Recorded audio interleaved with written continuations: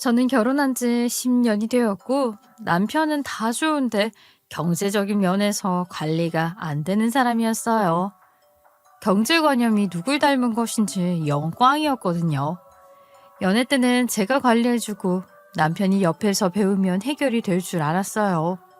하지만 결혼 후에도 그게 되지 않아서 제가 골머리를 썩은 적이 한두 번이 아니었어요. 여보, 통장을 쪼개서라도 관리하라니까. 왜 말을 안 들어? 통장 하나로 관리하는데 지출이 얼마고 수입이 얼마인지 정리가 되겠어? 그리고 매달 얼마씩 따로 적금을 붓든 저축을 하든 해야 돈이 모이지. 아이, 시끄러워. 왜 이렇게 맨날 잔소리야? 나는 통장이 여러 개가 되면 관리할 게 많아져서 힘들단 말이야. 그냥 이대로 써. 여보, 저번 달에도 월급 받은 것보다 더 써서 연체할 뻔했잖아. 연체 3번 하면 신용불량자 되는 건 몰라? 이게 그렇게 쉽게 생각할 일이 아니란 말이야. 아, 잔소리. 당신 맨날 이런 식으로 나만 무시하지, 어? 내가 그렇게까지 능력이 없다는 듯이 말하잖아, 매번. 결혼 초반에 이렇게 죽도록 싸워서 정말로 이혼을 할 뻔했어요. 하지만 결국에는 제가 경제 관리를 넘겨받고 어느 정도 평화가 찾아왔죠. 그래도 남편과는 집안 경제 이야기만 나오면 다투고는 했어요. 지긋지긋할 정도였죠. 하지만 그럼에도 불구하고 제가 버텼던 것은 시아버지가 저를 며느리로 매우 예뻐해 주셨기 때문이었어요. 시아버지는 늦은 나이까지도 일을 해서 가장으로서 시댁을 책임지고 계셨어요. 시아버지는 항상 친절하셨고 저를 잘 챙겨주셨어요.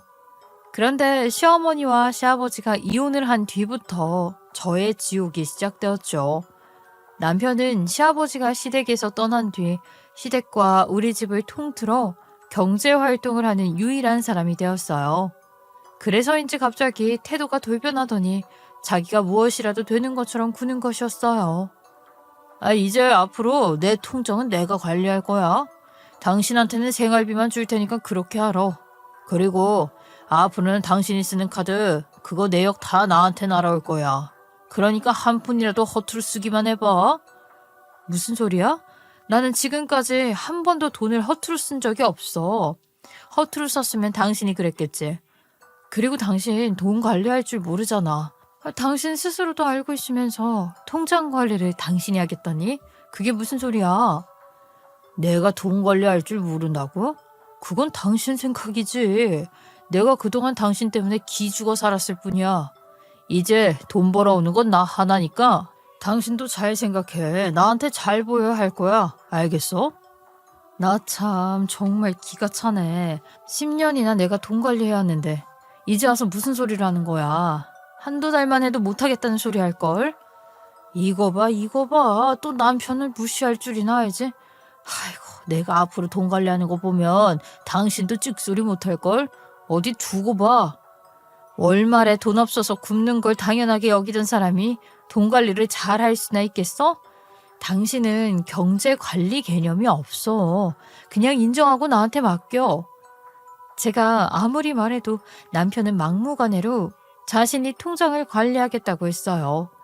남편이 통장을 관리하기 시작한 이후 처음에는 제가 계좌 내역을 볼 수 있었어요.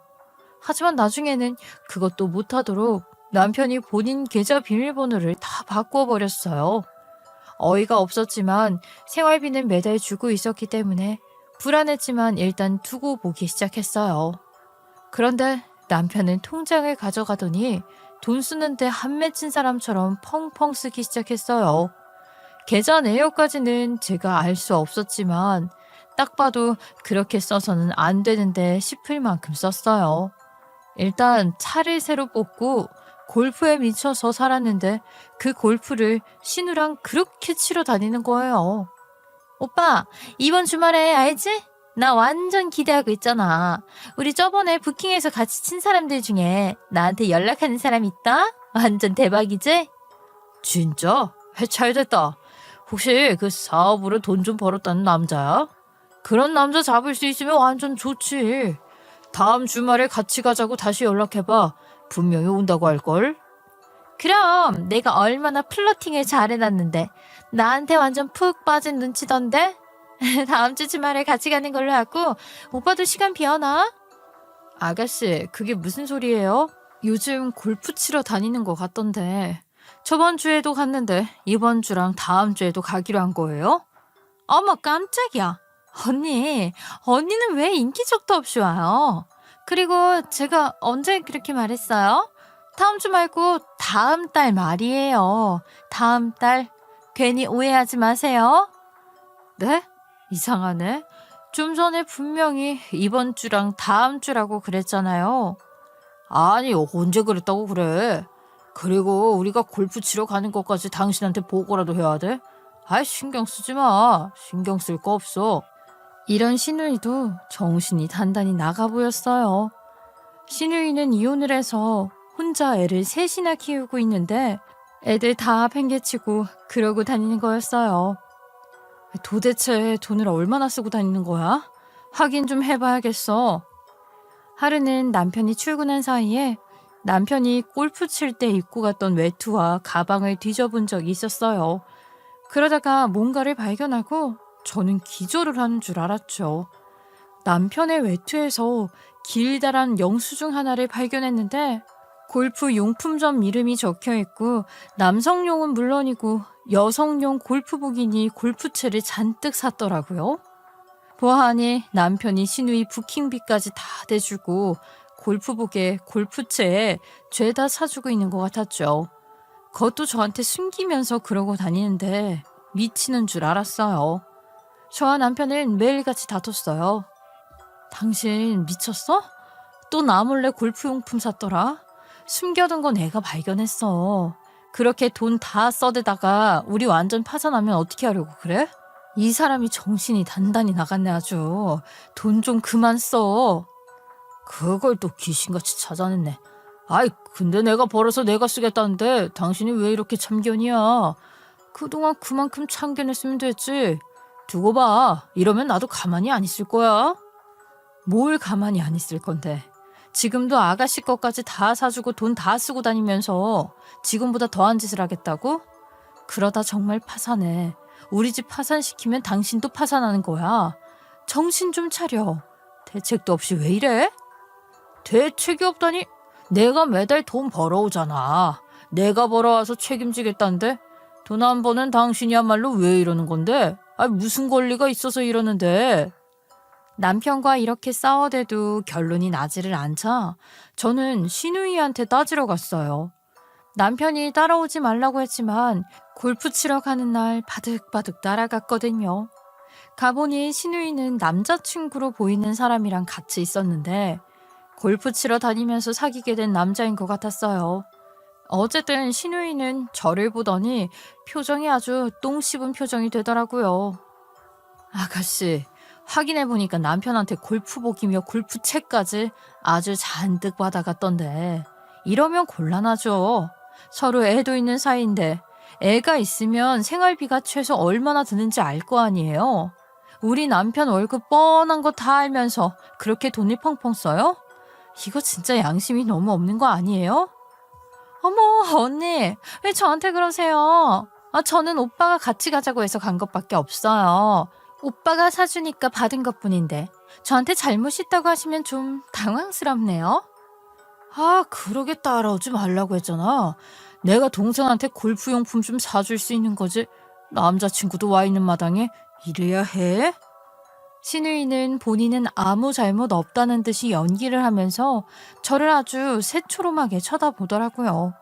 아주 얄미워서 정말 주둥이를 한 대 치고 싶었어요. 아무튼 한 번만 더 이러고 다니면 저도 진짜 가만히 있지 않을 거예요. 알겠어요? 우리 집 돈으로 본인 골프용품 사지 말고 본인이 알아서 하라고요. 골프를 이렇게 매주 다니지를 말든가요. 제가 신우이의 잘못을 언급하며 으름장을 놓으니 그래도 신우이는 새로운 남자친구한테 눈치가 보인 것인지 일단 한꺼풀 굽히더라고요. 알았어요. 알겠으니까 이제 그만해요. 즐겁게 골프 치러 나왔는데 이게 뭐야? 신우이가 이렇게 말하고 나자 남편이 바로 또 이렇게 말을 하는 것이었어요. 그러게, 마누라라는 여자가 여동생이랑 여동생 남자친구 앞에서 내 위신이나 떨어뜨리고 잘하는 짓이다. 저는 어이가 없어서 맞받아쳤죠. 그 입 안 닥쳐? 위신? 파산하고 나서도 위신 찾을래? 뭐가 잘났다고 투덜대는 거야. 이제 좀 알아듣고 정신 좀 차려. 알겠어? 제가 이렇게 말하니 남편도 신우이도 뚱한 표정을 하고서 아무 말이 없더라고요. 이렇게 이 인간들 기강을 좀 잡았고 한동안 좀 잠잠한가 싶었어요. 그런데 남편은 어느 날부터 저에게 꼬치꼬치 트집을 잡기 시작했어요. 어제 37,000원으로 옷가게 결제된 거 뭐야?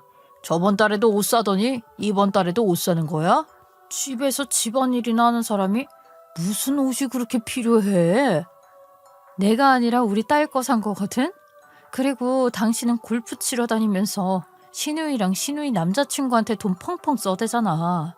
셋이 아주 죽이 맞아서 한 푼 두 푼 쓰고 다니는 게 아닌데 우리 딸 옷 좀 산 게 그렇게 아까워? 그래. 나는 돈 못 쓰게 하고 당신은 필요할 때 마음대로 쓰잖아. 나도 불평불만 좀 할 수 있는 거 아니냐? 뭐 할 말 있어? 남편은 제가 그동안 자신의 돈을 관리해서 못 쓰게 한 것이 억울하다면서 저를 1,000원, 100원 단위까지 언급하며 못 살게 굴기 시작했어요. 무슨 커피를 5,300원이나 하는 걸 마셔. 요새 1,500원짜리 커피가 얼마나 많은데. 동네 엄마들이랑 약속 있어서 카페 가서 마신 거야. 내가 카페 어디로 갈지 정한 것도 아니야. 그리고 5,300원짜리 커피 마셨다고 이런 소리 하는 거야? 당신은 5,300원이 아니라 53만 원도 우습게 쓰잖아. 나야 돈 버니까 그래도 되지. 근데 당신은 돈 안 버니까 100원이라도 아껴야 할 거 아니야. 5,300원짜리 커피면 마시지 말고 맹물이라도 마시든가. 그렇게 계속 못 살게 굴기 시작하길래 제가 집에서 나가라고 했어요. 정말 짜증이 나더라고요. 그랬더니 남편은 나가라고 하면 못 나갈 줄 아냐면서 시댁에서 지내겠다면서 집을 나가버렸어요. 차라리 남편이 나가버리니 더 나은 것 같았어요. 제 일상이 좀 조용해지니 살 것 같더라고요. 그런데 어느 날 남편이 갑자기 연락을 하더니 이제까지와 전혀 다른 태도로 저에게 살살거리는 것이었어요. 여보, 내가 요즘 좀 너무했나? 집 떠나서 생각해보니까 내가 너무했나 싶더라고. 이제 좀 반성할게. 앞으로는 좀 잘 지내보자. 뭐? 웬일이야? 나한테 하는 얘기 맞지? 참 오래 살고 볼 일이네. 진짜야, 믿어줘. 그래도 집에서 살 때가 더 좋았더라. 야, 앞으로는 내가 말 좀 잘할게. 알겠지? 그래, 반성하겠다니 다행이네. 알겠어. 몇 번인가 이렇게 연락을 하더니 남편은 집으로 돌아왔고 정말로 한동안 저에게 전과 다르게 너무 잘하는 것이었어요. 여보, 오늘 저녁에 같이 치킨 먹을까? 애들 자고 나면 같이 치맥 어때? 걱정 마. 치킨 값은 내가 낼 테니까. 좋지? 그치? 오랜만에 치맥 이야기 들으니까 먹고 싶긴 하네. 알겠어. 야호, 오늘은 치맥 먹는 날? 당신이랑 내가 이렇게 먹는 게 얼마만이야. 완전 재미있겠다. 저는 속으로 무슨 꿍꿍이가 있나 싶어서 의심이 들었지만 시간이 흐를수록 다시 남편을 믿게 되었어요. 그렇게 제가 남편에게 다시 마음을 열었을 무렵 남편이 이런 이야기를 했어요. 여보, 근데 말이야, 회사에서 우리 팀에 부동산 투자로 대박난 팀원이 있거든? 그분이 나한테 부동산 투자에 좋은 물건 가르쳐 준다고 했는데 부동산에 가면 다들 돈이나 집은 있냐고 물어봐. 내가 없다고 하면 나를 거들떠도 안 보고 정보도 안 주더라고. 내가 돈이 없다고 생각하나 봐. 그런데 진짜 대박 투자건이라니까? 이거 잡기만 하면 대박인데. 그래? 정말로 믿을 만한 사람이야? 당신 괜히 꼬드기는 거 아니고? 아니야. 그분이 조언해준 다른 팀원도 작년에 부동산으로 재미 좀 봤다니까? 이번에 나한테 알려준다고 했는데 내가 돈이 없어 보이는지 부동산에만 가면 정보를 제대로 못 얻어오잖아. 남편은 이렇게 부동산 투자 이야기를 자주 꺼냈어요. 그것도 한두 번이 아니라 제가 질릴 정도로 이야기를 꺼냈어요. 그러더니 어느 날 이렇게 말하는 것이었어요. 여보, 혹시 우리 집 말인데 지금 당신 명의잖아? 나한테 명의만 빌려줄 수 있어? 부부간 명의 신탁이라는 계약이 있는데 그건 불법이 아니래. 부부면 경제 공동체잖아, 안 그래? 나 부동산 투자 좀 하게 집 명의 좀 바꿔주라. 집 명의를? 여보, 그게 그렇게 쉽게 할 이야기는 아닌 것 같아. 난 일단 반대야. 사실 지금 살고 있는 집은 저희 친정에서 해준 제 명의의 집이었어요. 그런데 남편이 부동산 투자할 때 자기 명의의 집을 보여줘야 정보를 얻기 수월하다면서 저한테 집을 본인 명의로 해달라고 조르는 것이었어요. 저는 처음에는 극구 반대했어요. 하지만 남편이 계속 떼를 쓰고 한 번만 좀 기회를 주면 부동산으로 큰 돈을 벌 수 있다고 자꾸 말했어요. 여보, 지명이 좀 내 앞으로 해달라니까. 이렇게 부탁 좀 할게. 당신 정말 나 못 믿어? 내가 돈 쓰는 것도 아니고 집 명의만 해달라는 거잖아. 그게 그렇게 어려울 일이야? 아유, 어차피 내 거든 당신 거든 우리는 공동재산인데. 그래도 이건 친정에서 나한테 주신 거잖아. 당연히 고민되지. 그리고 솔직히 당신이 아무리 그렇게 말해도 해주기가 좀 그래? 내 명의로 있는 게 나는 마음이 더 편한데. 남편이 계속 이렇게 때를 써도 저는 부동산 투자로 돈을 벌어오겠다는 남편의 말을 쉽게 믿지 않았어요. 하지만 얼마 후 우리 아이가 사시 진단을 받게 되었고 어릴 적에 빨리 수술로 교정해야 한다고 해서 당장 수술비가 많이 필요하게 되었어요. 치료 시기가 조금 늦은 편이라 수술을 하고도 몇 개월에 한 번씩 추적을 하며 치료가 필요하면 받아야 한다고 하더라고요. 게다가 유명한 병원에서 치료하려면 바로 예약을 해도 대기가 몇 개월이나 걸린다고 했어요. 아이가 눈이 안 좋다는 것만 생각해도 가슴이 아프고 머릿속이 어지러운데 치료비를 생각하면 고민이 이만저만이 아니었어요. 그래서 저도 마음이 약해졌나 봐요. 결국 남편의 끈질긴 설득에 져서 투자로 아이 치료비를 벌 수도 있겠다는 생각으로 명의를 바꿔주었어요. 그런데 명의를 바꾸고 며칠 후 갑자기 누가 집에 찾아온 것이었어요. 나가보니 시누이가 애 셋을 데리고 짐을 이고지고 온 것이었어요. 무슨 일이냐고 묻자 시누이가 말했어요. 아니 우리 오빠가 이 집 저한테 준다고 하던데요. 이 집 이제 우리 오빠 명의라면서요. 그래서 여기서 살려고 왔어요. 저는 처음 듣는 말에 매우 당황했어요. 그래서 당장 남편을 찾아 물어보았죠. 여보, 오늘 아가씨가 애들 셋을 다 데리고 우리 집에 왔던데 이상한 소리를 하네?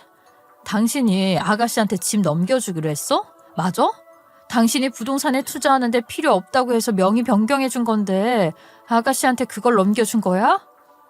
친정에서 해준 집을 왜 마음대로 시누이한테 넘겼는지, 또 투자한다고 했으면서 뭐 때문에 그렇게 쉽게 넘겨줬는지 저는 끊임없이 추궁을 했어요. 그랬더니 남편은 짜증을 부리며 대답을 피하다가 제가 계속 추궁을 하니까 결국 이렇게 화를 내며 말하는 것이었어요. 아, 진짜 동생한테 주기로 했다니까 왜 이렇게 말이 많어? 내가 동생이랑 박서방한테 빌린 돈이 많단 말이야. 마침 우리 동생 또 넷째 임신했다고 하더라. 어차피 내 거니까 이 집 주기로 했어. 뭐? 대체 얼마를 빌렸길래 집을 줘? 그게 말이나 돼? 그리고 박서방이라니.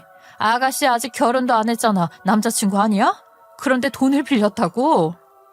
아니 두 사람 이미 결혼까지 약속한 사이야. 그러니까 그럴 수도 있지. 아니 그러니까 대체 얼마를 빌렸냐고. 얼마를 빌렸는데 집을 넘겨줄 정도냐는 말이야. 당장 얘기 안 해? 제가 계속 물어보니 남편이 대답을 피하다가 결국 실토를 하는데 정말 가관이더라고요. 맨 처음에 초반에 골프로 쓴 돈은 내 돈이 맞는데 그 이후부터는 동생이 대출받은 돈으로 썼단 말이야. 그래서 어쩔 수가 없었어. 어쩔 수 없기는 뭐가 어쩔 수가 없어. 그래서 아가씨 이름으로 대출받아 쓴 금액이 얼만데 집을 주기로 한 거야? 1억. 골프용품만 산 건 아니고 골프 회원권 사느라 돈이 많이 든 거야. 저는 머리가 핑 돌았어요. 저는 정말로 제가 여태 있던 인간이랑 산 게 호구였구나. 호구짓을 당했구나 생각하며 남편을 믿은 저를 탓했죠. 이 두 남매들 진짜 정신머리가 어떻게 된 것 아닌가요? 골프 친다고 1억이 넘는 돈을 쓴다고요? 저는 어이가 없었어요. 미쳤어. 골프 회원권? 집까지 넘기면서 그게 그렇게 사고 싶었어. 대체 왜 이렇게 돈을 쓰는 건데? 아이, 그게 아니라 박서방 집안이 사업으로 돈을 좀 번 집안이야.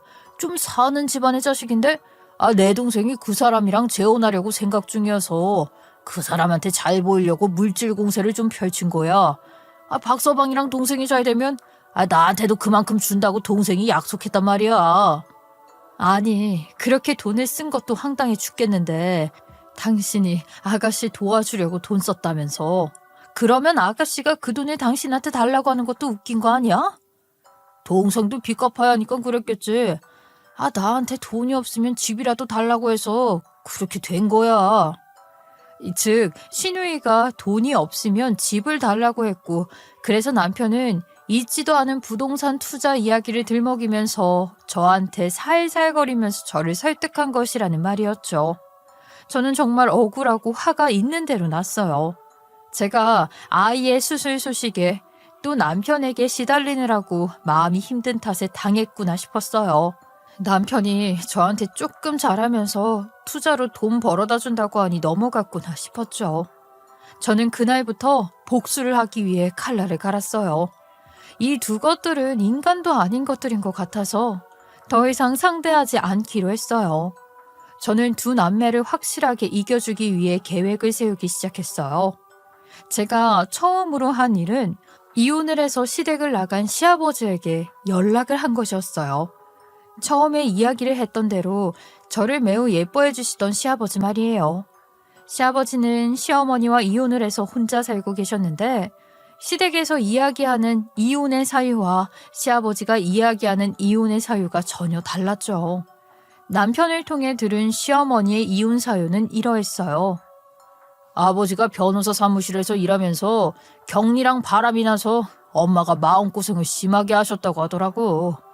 처음에 이혼해서 아버지가 집 나갔을 때는 왜 그런지 몰랐는데 알아보니까 정말로 그 격리랑 재혼해서 살고 계시더라. 아버지한테 정말 실망해서 나도 이제 연락 안 하고 살려고. 이렇게 남편은 시아버지랑 연을 끊고 살고 있었지만 저는 시아버지랑 계속 연락은 하고 지내왔어요. 그래서 시아버지는 우리 아이가 태어났을 때 병원으로 저를 찾아오시기도 했어요. 그때 시아버지한테 시어머니와 이혼한 진짜 사유를 듣게 되었어요. 내가 우리 변호사 사무실에 격리랑 재혼을 한 건 맞는데 이혼한 다음에야 만난 사이야. 바람을 핀 게 아니라는 말이지. 오히려 바람을 피운 건 네 CM이야. 나한테 증거도 있어. 그런데 본인이 찔리니까 나를 나쁜 사람으로 만들고 아들이랑 딸한테도 이간질을 한 거야. 아버님, 그러면 억울하지 않으셨어요? 증거도 있으면 이혼 소송이라도 진행하지 그러셨어요. 아버님이 변호사니까 소송은 쉬우셨을 거 아니에요.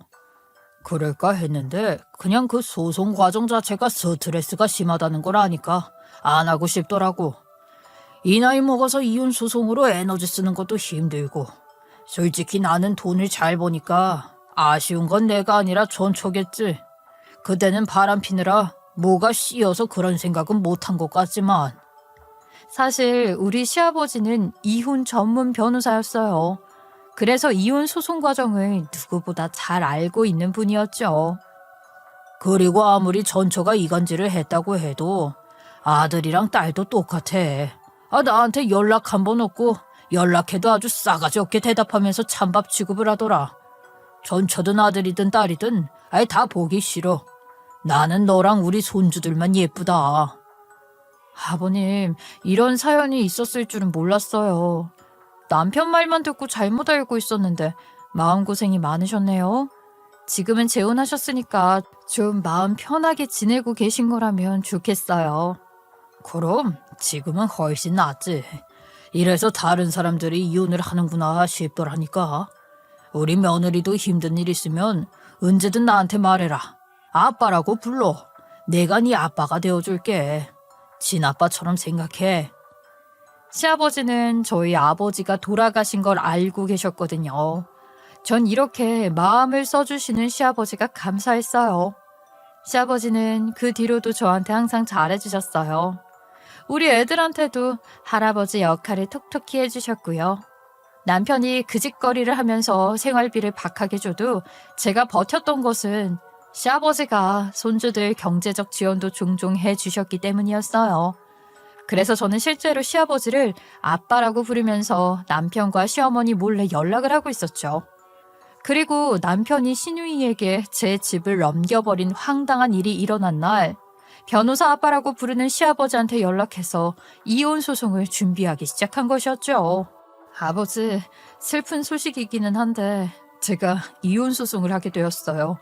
전에 혹시 도움 필요하면 이야기하라고 하셨잖아요. 저 좀 도와주세요. 그리고 저는 그간 있었던 일들을 모두 일러바쳤어요. 그래도 친아들과 친딸의 이야기라서 시아버지가 주저하면 어쩌나 했는데 시아버지는 오히려 두 팔을 걷고 저를 도와주시더라고요. 그래, 내가 언젠가 이 짝이 날 줄 알았다. 저랑 내 자식들은 아주 재활용도 못할 만한 인간들이야. 내가 널 도와주겠다고 했던 건 거짓말이 아니었어. 그 인간들 한 번쯤 혼쭐 좀 내줘야겠다. 그래서 저는 덕분에 이혼 전문 변호사인 시아버지를 등에 업고 수월하게 이혼 소송을 준비했어요. 그리고 모든 것이 준비되었을 때 저는 남편에게 말했어요. 나 이렇게는 못 살아. 당신이랑 이혼할 거야. 어차피 당신이 나를 우습게 보고 돈 실컷 쓰면서 살던 순간 우리는 이혼한 거나 다름없었어. 그리고 누구 마음대로 내 집을 아가씨한테 넘겨? 내가 가만히 안 있을 거야? 그랬더니 남편은 오히려 적반하장으로 큰 소리를 치는 것이었어요. 그래, 어디 한번 이혼해봐. 돈 벌 능력도 없으면서 이혼이 쉽겠다. 어차피 나 없으면 먹고 살지도 못하잖아. 당신, 그리고 이 집은 동생한테 벌써 명의 넘겨줬으니까 어차피 당신은 되찾지 못할걸. 하지만 남편은 생각이 짧았어요. 제가 시아버지와 함께 소송을 준비했을 줄은 꿈에도 몰랐겠죠. 얼마 후 시댁에 갔을 때 저는 시어머니와 시누이 앞에서 말했어요. 어머니, 아가씨, 저 이혼할 거예요. 그동안 있었던 일들 다 말도 안 되는 일이고 이혼 소송으로 제 권리도 찾을 거예요. 그래? 나는 손해볼 게 아무것도 없어. 돈도 내가 벌고 있지. 집도 내 명이었고 이제 동생한테 넘겼지. 애들도 내가 키우게 될걸? 양육비라도 기대했다면 꿈도 꾸지 마. 그러게요, 언니. 저희가 뭘 그렇게 잘못했다고 하는 거예요? 이혼해봤자 언니만 힘들걸요? 잘 생각하세요. 그러게, 너 우리 아들을 그렇게 구박하더니 소박은 네가 맞는 거 아니냐? 뭐가 그렇게 당당해서 이혼을 하느니 마느니 그래? 그냥 우리 아들이랑 결혼한 거 감사하게 생각하면서 집안일이나 하면서 살아. 저는 그 말을 듣고 벌떡 일어나 집 밖에서 기다리고 있던 시아버지를 모셔왔어요. 아니요, 저 꼭 이혼할 거예요. 그동안 저희 아빠랑 이혼 소송 준비 철저히 했거든요. 여기 계신 저희 아빠가 이혼 전문 변호사이신 거 다들 알고 계시죠? 제가 시아버지를 모시고 들어와 이야기를 하자 당연히 시댁 인간들은 완전히 자지러지고 말더라고요. 아니, 우리 아버지잖아. 아빠라고? 내가 저 아저씨랑 연 끊었다고 했는데 당신이 나를 배신해. 이럴 수가 있어? 이 배신자. 야, 이 친일파야. 네가 감히 저 남자랑 연락을 주고받아? 이게 아주 나를 뭘로 보고? 어머, 바람피고 이혼한 저 아저씨가 무슨 이혼 소송을 해? 언니 그렇게 안 봤는데 완전히 우리 집안을 배신한 데다가 머리도 나쁘네? 시어머니와 시누이와 남편은 갖가지 욕을 저한테 쏟아부으면서 난리를 치더라고요. 남편은 어떻게 자기를 배신할 수 있냐며 방방 뛰었어요. 저는 그 모습을 보면서 속으로 미소를 지었죠. 모두가 이렇게 난린 와중에 시아버지가 말씀하셨어요. 다들 조용히 해. 너희 셋은 나한테 누명을 씌우고 찬밥 취급을 했어도 며느리는 끝까지 나를 믿어줬다. 그래서 내가 며느리한테 친아빠가 되어주기로 했어. 너희처럼 잘못된 인간들은 아주 된통 당해봐야 돼. 지금부터 내가 우리 며느리를 도와서 너희들을 처단할 테니까 아주 각오들 하고 있어. 처단은 무슨 처단? 어차피 이혼 소송에도 집은 동생 거고 수입은 나한테 다 있어서 내가 훨씬 유리하다니까요. 너 뭔가 다 안다니 착각하는 것 같은데 내가 이혼 전문 변호사인 거 알고도 그렇게 말하는 거야? 네가 우리 며느리한테 요청했던 집 명의 변경 말이야. 부부간 명의 신탁이라는 거 계약서도 썼다면서. 그것 자체는 완전히 합법은 아니지만 증거가 있으면 며느리가 원래 명의자라는 것을 밝히고 명의 반환을 요청할 수 있어. 그리고 그 집이 우리 며느리 것이라는 건 준비해둔 것만 해도 증거가 차고 넘쳐. 알겠냐? 처음에 남편은 시아버지의 설명을 듣고도 상황 파악을 못한 것 같더라고요. 그래서 제가 다시 말해줬어요. 내가 이혼하고 증거 제출하면서 명의 반환 소송하면 그 집이 다시 내 것이 된단 말이야. 그러면 당신이 당신 명의라고 하면서 동생한테 명의 바꿔준 건 위법 행위가 되는 거야? 그러니까 당신은 이 집에 권한이 없다고, 그냥 범죄자 되는 거라고. 남편은 그 말을 듣더니 그제야 놀라더라고요. 시누이도 시어머니도 그제서야 입을 떡 벌리고 좀 조용해졌어요. 그게 정말이야? 아버지, 저 말이 사실이에요. 집 명의가 다시 아내한테 돌아갈 수 있다고요? 그래, 들었잖아. 네가 들은 그대로야. 어떻게 이럴 수가 있어? 분명히 내 집으로 하기로 명의 변경 서류까지 작성했는데. 이제야 좀 상황 파악들이 되었나 보네요. 그럼 저는 이만 우리 시아버지, 아니 아버지랑 같이 나가볼게요. 오늘부터 이혼 소송 정식으로 시작할 거니까 일주일 내로 짐 싸서 내 집에서 다 나가세요, 이 범죄자들아. 그 다음 날이었던 주말에는 시누이가 배달 설치를 주문한 가구들이 들어오기로 되어 있었어요.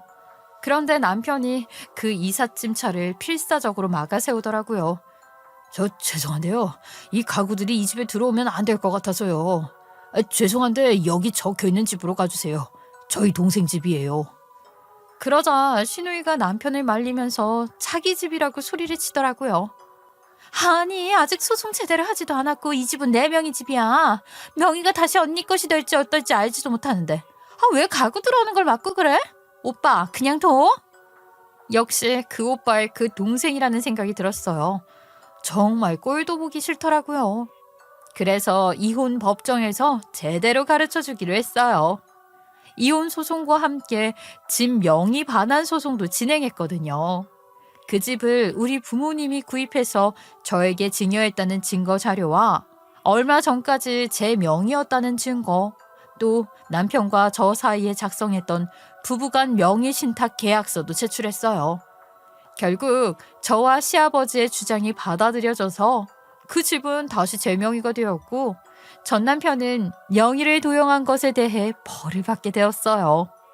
그리고 이혼도 수월하게 진행되어서 저는 아이들을 키우면서 전 남편에게 양육비를 받게 되었죠. 저는 수입이 부족했지만 전 남편이 한 집들을 열거하며 아이들을 키울 환경을 만들 수 없는 사람이라는 것이 적극적으로 어필했거든요.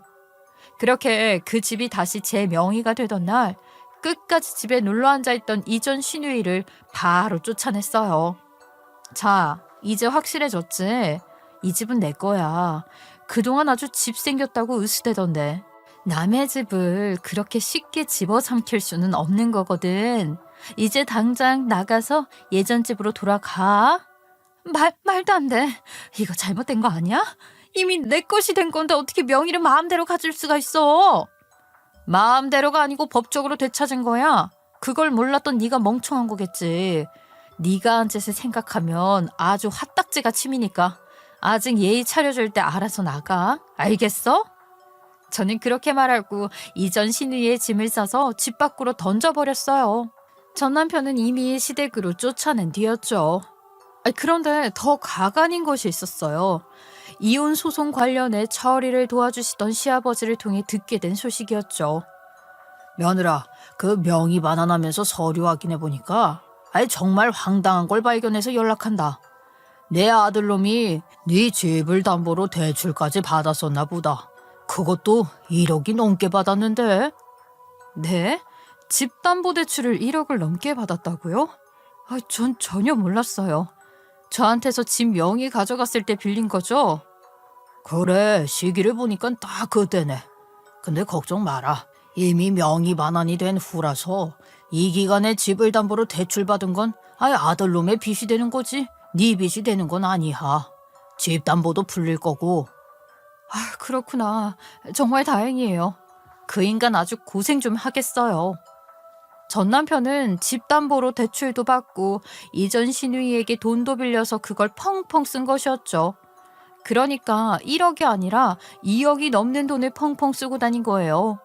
2억이나 되는 돈을 집을 사거나 뭔가 큰 돈을 들일 만한 일을 한 것도 아니고 그냥 골프 치고 시누이의 부자 남자친구한테 선물 공사하면서 잘 좀 봐달라고 하고 부자 시누이 남자친구랑 놀러 다니는데 쓴 거예요.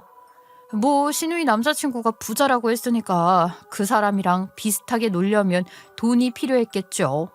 그렇게 생각하니 이혼을 한 것이 얼마나 다행이었는지 가슴을 쓸어내리게 되더라고요. 그래서 전 남편은 결국 빚쟁이가 되었어요. 본인 빚을 제 집으로 가로채서 없애려고 하다가 딱 걸린 거죠. 그리고 얼마 뒤 전 남편은 저에게 연락을 해서 도와달라고 빌더라고요. 여보, 나 좀 도와줘. 나 빚이 2억이 넘어. 내가 이걸 언제 다 갚아. 이자만 내도 월급이 안 남는 느낌이야. 어떻게 도와줄 수 없어? 내가 어떻게 돕겠어. 우리는 이제 남남인데. 근데 내 집 담보로 대출받은 돈이 1억이 좀 넘지 않았어? 왜 빚이 2억이 넘게 된 거야? 내가 동생 이름으로 받은 대출을 빌려 썼다고 했잖아. 동생이 그 집 명의를 빼앗기더니 화가 났는지 나한테 돈 갚으라고 소송을 걸었어. 내가 원래 갚기로 했던 돈이고 대답도 다 해놔서 지금 안 갚을 수가 없는 상황이거든. 이걸 기한 내에 다 갚지 못하면 이자율이 더 올라간대. 나 정말 이제 아무것도 없는데 한 번만 도와주면 안 돼? 안 되지. 다시 한번 말하지만 우리는 이제 남남이라니까. 그리고 말은 바로 해야지. 아가씨가 집 명의를 빼앗겼다고? 빼앗긴 게 아니라 내 걸 훔쳐갔다가 돌려준 거지. 너희들 정말 가관이다. 우리 애는 사실수술 받느라 고생하는데 애비라는 놈은 이러고 다니니 한심 그 자체다. 나이값도 못하고. 에휴, 이제 나는 빠질 테니까 니들끼리 어디 알아서 잘해봐. 이전 시누이가 전 남편을 고소했다고 하는 말을 들으니 정말 실수가 터졌어요. 딱 그 나물에 그 밥인 인간들끼리 쥐어뜯고 핥히면서 싸우고 있었죠. 이렇게 되고 나자 그제서야 전 남편은 저에게 비굴하게 빈 것이고요. 하지만 저는 용서할 생각이 당연히 없었죠. 그런데 그 뒤에 이전 시누이도 저한테 전화해서 발악을 하더라고요. 너 때문에 오빠가 내 돈 빌려가서 갚지도 못한다고 하잖아. 이게 다 내 집을 네가 멋대로 빼앗아가서 그런 거 아니야. 책임져 당장. 정말 이렇게까지 밑바닥을 보여야겠니? 너무 불쌍하다. 머릿속이 어떻게 생겼길래 이런 소리를 해. 집 명의를 빼앗아간 건 내가 아니라 너라니까. 이제는 참 안 되어 보인다. 적당히 하고 골프 친다고 빚진 거나 열심히 일해서 갚어.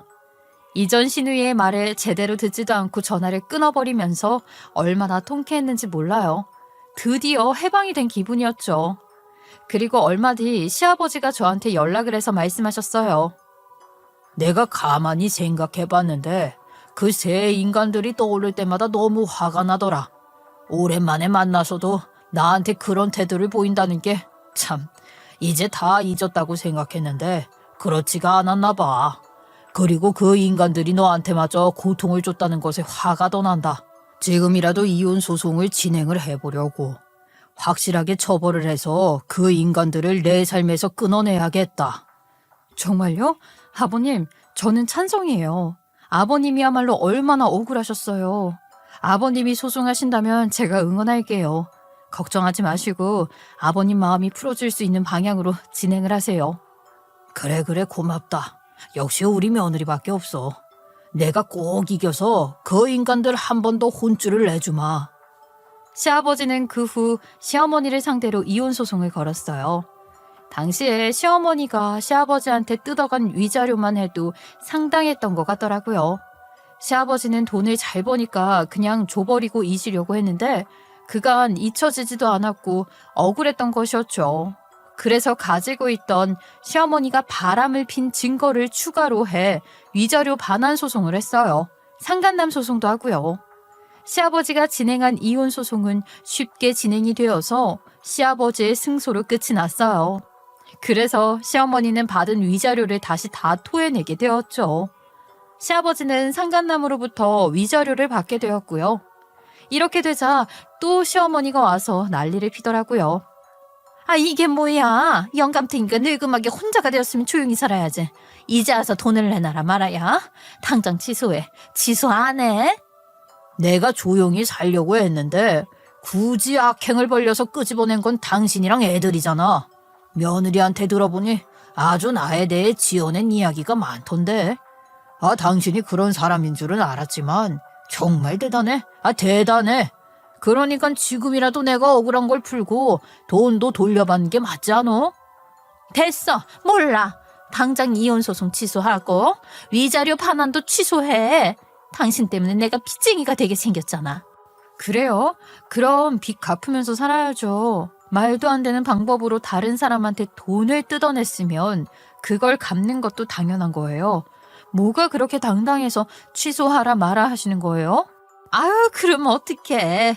우리 집은 이 빚을 다 갚을 능력이 없는데 지금 딸이 만나던 남자친구도 이제 안 만나고 싶다고 해서 돈 줄 사람도 없단 말이야. 저는 시어머니의 말을 듣고 속으로 놀라서 다시 물어보았어요. 그 박서방이니 뭐니 하던 사업으로 돈 많이 번 집안 자식이라던 남자친구요? 아가씨랑 헤어졌어요?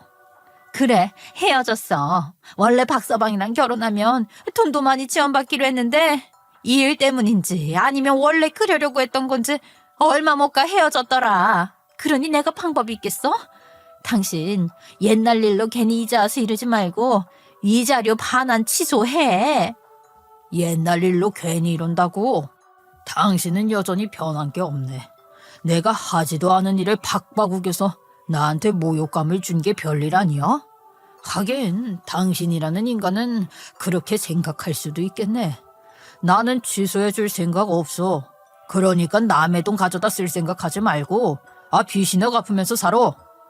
그러게요. 아가씨가 남자친구랑 헤어진 건 자업자득인 것 같은데요. 그 사람한테 돈 못 받았다고 저랑 시아버지가 책임을 질 필요는 전혀 없어요. 그리고 그렇게 되었다면 전 남편의 아가씨의 이전 시어머니까지 3명이 모두 빚쟁이가 된 거네요. 잘 됐네요. 앞으로는 동변상련하면서 빚이나 갚으세요. 저는 이전 시어머니를 마음껏 비웃어 주었어요. 그럴 만도 했죠. 게다가 전 남편과 이전 시누이, 이전 시어머니가 번갈아 와서 도와달라고 하는 꼴이라니 가관이었어요. 그리고 제 생각에 전 남편이나 이전 시누이가 그 빚을 잘 갚아 나갈 거라는 생각이 안 들었어요. 2억이나 되는 돈을 골프 치러 다니는데 펑펑 쓰면서 문제의식도 없는 사람들이니 빚을 갚을 수나 있겠어요? 이자만 겨우 내면서 돈 생기면 써대기 바쁘겠죠. 시아버지는 저에게 말씀하셨어요. 며느라, 그간 고생이 많았다. 이혼이라는 게 아무리 유리하게 끝이 나도 스트레스가 많은 건데 잘 버텼어. 내 예전 가족들이 너한테 너무 못난 짓을 해서 내가 미안하구나. 내가 대신 사과할게. 그러니 앞으로도 우리는 잘 지냈으면 좋겠어. 그래도 되지? 그럼요, 아버님. 죄송해 하실 필요 없어요. 아버님도 당하신 것이고 저를 이렇게 도와주셨잖아요. 저는 그저 감사할 뿐인걸요. 그리고 저한테도 앞으로 찾아갈 만한 어른은 아버님뿐이에요. 저희 애들 데리고 자주 뵈러 갈게요. 그러니까 앞으로는 이런 일, 이런 사람들은 다 있고 행복하게 살기로 해요. 그래, 내가 너같이 좋은 애를 며느리로 얻으려고 그렇게 고생을 많이 했나 보다. 나한테도 가까운 가족은 이제 아내랑 너랑 손주들 뿐이니까 가깝게 잘 지내자. 그간 고생 많았다. 저는 그 뒤로 다시 제 집이 된 곳에서 아이들과 지내고 있어요. 시아버지와 이전보다도 더 친밀하게 잘 지내고 있고요. 그리고 얼마 전에 직업도 다시 얻었어요. 아무래도 아이들을 키워야 하다 보니 생활비도 좀 더 벌고 저축을 해둬야겠더라고요. 새로 얻은 직업은 월급이 많지는 않지만 양육비를 받아 아이들과 지내기에는 충분한 정도예요. 지금 생각해도 제가 전 남편이라는 경제적인 지옥에서 탈출해서 얼마나 다행인지 모르겠어요. 요즘은 마음도 편하고요. 생활도 안정되어 가는 중이에요. 이날을 위해 그동안 그렇게 힘들었나 싶으니까요. 앞으로는 시아버지 가족들을 포함한 새로운 가족 구성원으로 행복하게 살아가려고요. 제 이야기는 여기까지예요. 여러분도 항상 행복하셨으면 좋겠어요. 제가 전 남편에게 당했던 일들이 좀 답답하다고 느끼셨을지 모르지만 잘 해결되어서 이런 일도 있다 들려드리고 싶었습니다. 이런 제 이야기 들어주셔서 감사합니다.